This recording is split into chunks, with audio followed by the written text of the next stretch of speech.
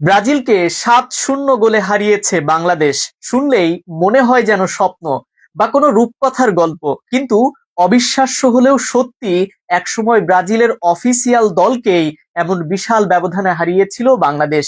বিস্তারিত থাকছে বিশেষ প্রতিবেদনে। ১৯৯০ সাল বাংলাদেশ ফুটবলের স্বর্ণালী স্মৃতির একটি অনুচ্ছেদ, যে ঘটনার কথা অনেকেই জানেন না, আর যারা জানেন তারা এখনও বিস্মিত হন। ব্রাজিলকে ৭-০ গোলে হারানো ফুটবল বিশ্বে এমন ফলাফল শুনলেই চোখ কপালে ওঠে। কিন্তু ঘটনাটি সত্য, নথিভুক্ত, আর আজও সেই সাফল্য গর্বের সঙ্গে স্মরণ করেন অনুরাগীরা। এই স্মৃতি তুলে ধরেছিলেন ইউরোপীয় ইউনিয়নের গণমাধ্যম উপদেষ্টা দৌহিত্র, যিনি সে সময় বেসরকারি টেলিভিশন যমুনা টিভিতে কর্মরত ছিলেন। এক অনুষ্ঠানে তিনি জানান কিভাবে বাংলাদেশের এক কিশোর দল ব্রাজিলের মতো মহা শক্তিশালী ফুটবল জাতিকে এমন অবিশ্বাস্য ব্যবধানে হারিয়ে দিয়েছিল। ১৯৯০ সালে বাংলাদেশ থেকে বাংলা একাদশ নামে একটি অনূর্ধ্ব কিশোর দল অংশ নেয় ইউরোপের দুটি মর্যাদাপূর্ণ প্রতিযোগিতায়, ডেনমার্কের ডানা কাপ এবং সুদের গাঁথিয়া কাপ। বিশ্বব্যাপী অনূর্ধ্ব ফুটবলারদের জন্য আয়োজিত এই টুর্নামেন্ট দুটিকে কিশোর বিশ্বকাপও বলা হয়।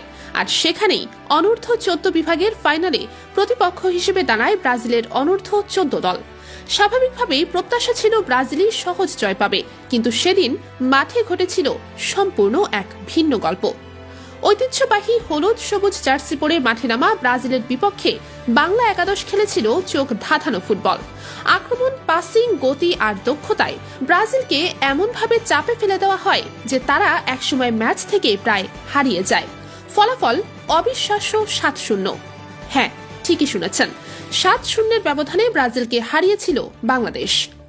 শুধু ফাইনাল নয়, টুর্নামেন্টের পথে বাংলা একাদশ পরাজিত করেছিল আরও কয়েকটি শক্তিশালী ফুটবল জাতিকে।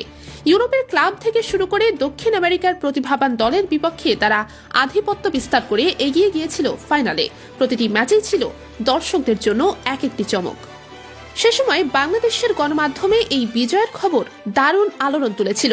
সংবাদপত্রের প্রথম পৃষ্ঠা থেকে টেলিভিশনের ক্রীড়া সংবাদ, সব জায়গাতেই ছিল এই অনূর্ধ্ব কিশোরদের জয় নিয়ে উত্তেজনার উন্মাদনা।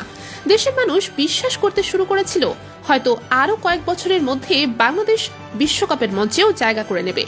তবে পরে জানা যায়, যদিও টুর্নামেন্টের বয়সসীমা ছিল ১৪ থেকে ১৫ বছর, বাংলা একাদশের কয়েকজন খেলোয়াড়ের প্রকৃত বয়স এর চেয়ে সামান্য বেশি ছিল। কিন্তু তাদের অফিসিয়াল নথিতে বয়স ১৫ এর নিচে থাকায় টুর্নামেন্ট কর্তৃপক্ষ কোনো নিয়ম বহির্ভূত বিষয় খুঁজে পাননি। অর্থাৎ নিয়ম অনুযায়ী তারা বৈধভাবেই খেলেছিল এবং জয়টিও বৈধই গণ্য হয়। ১৯৯০ সালের সেই ঐতিহাসিক জয় আজও বাংলাদেশের ফুটবল ইতিহাসের অন্যতম রোমাঞ্চকর অধ্যায়, যেখানে ব্রাজিলের মতো বিশ্বসেরা ফুটবল দেশের বিরুদ্ধে ৭-০ গোলে জয় শুধু একটি স্কোর লাইন নয়, এটা ছিল বাংলাদেশের ফুটবল স্বপ্নের এক সাহসী ঘোষণা, যেটি প্রমাণ করে প্রতিভার সুযোগ পেলে কখনো কখনো বাস্তবও রূপকথার মতো হয়ে ওঠে।